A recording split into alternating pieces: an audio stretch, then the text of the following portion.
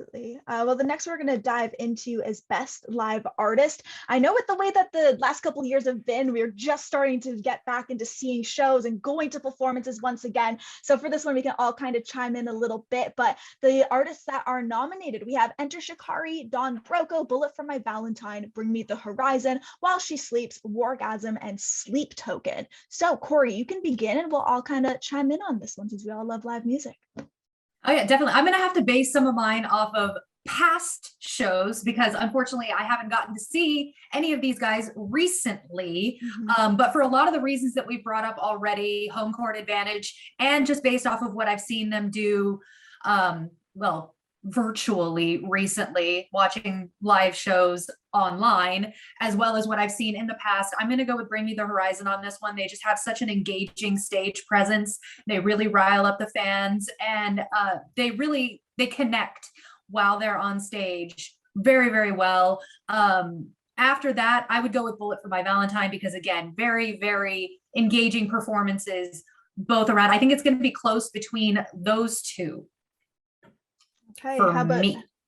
For you? How about you, Downey? What do you think? Yeah, we are obviously all at a disadvantage because I think most of us are just now getting back out to shows. I've been to less than a dozen since shows opened back up. Having said that, the second show that I went to was, of course, our own Knot Fest in Los Angeles, and Bring Me the Horizon played there, and they were awesome. So, and I agree. I think that they're probably going to win that category, given again the home court advantage and given just all of the tremendous success that they've had in the last few years. And full disclosure of every other band on there, the only other band I've seen live, for better or worse, is Bullet. And the last time I saw Bullet was probably 2008. Oh, wow. So I'm at a disadvantage in this category, but they've changed a little bit since then. They've grown up a bit. I mean, two of the guys are different. I know that. They've changed, like, literally. They've changed into different people. Yeah, but yeah, I gotta agree. I think Bring Me's gonna win that category also. Okay, do you agree, Stay Puft? Yeah, I think so. Just given their profile and what they've done and their streams throughout the pandemic, if we're talking about those as well. I will say though, based on what I've heard from other people, obviously I haven't been able to get over to the UK in the last like 2.5 years or anything like that. But don't sleep on While She Sleeps. I didn't do that on purpose. Actually, I did not do that on purpose. That was slick. Don't sleep on While She... Sorry, what did you say? I was asleep. Oh. Aww.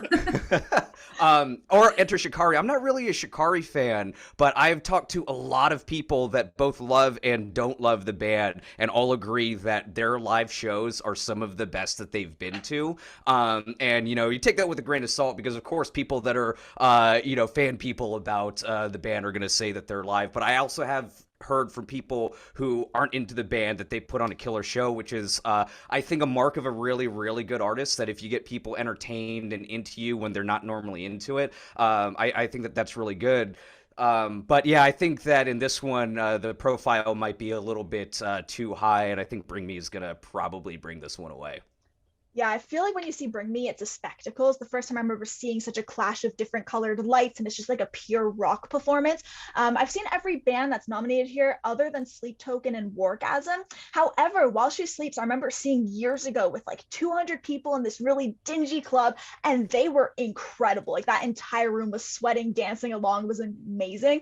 And then Broco too, I saw them in Toronto a couple of years back, and it's a dance party. Like you wouldn't think that people are actually having a groove and boogie to metal, but they do that entire show. And I think it's because as you're watching the band members, they're actually dancing on stage, which is very different for any kind of hardcore metal performance. So I love seeing them live, but I do think that Bring Me have the advantage. They definitely do. Plus their shows are just so captivating. More dancing in metal, please. Yes, please. Always dancing in metal. Well, you mentioned Stay Puft, all the big Bring Me streams during the pandemic. And speaking of dancing and all of that, TikTok, that Can You Feel My Heart Bring Me song from like 2013 just like shot way up. It's as popular now as any of their recent songs, and it's all because of TikTok apparently. TikTok's fascinating. There will be a band I've literally never heard of, and there's millions of people jamming to. I'm like, where'd you hear this? Oh, TikTok! Like it blows my mind. Yeah. But it's also great for bands because there could be a lot of people who've never heard of Bring Me potentially, and then they just hear it because it's viral. And they're like, oh hell yeah, let's dive even deeper into this band. So it's that's always been like a weird double-edged. I love these articles where they go and like dig people up to, and they're like, "Did you know that you're huge on TikTok right now?" Like I saw a piece on Travis McCoy from Gym Class Heroes, and they're like, "You guys are like the biggest thing right now." It's like, what are we? So weird. Okay, are you guys going to come back? He's like, I don't know, maybe. Like, it's pretty funny to watch.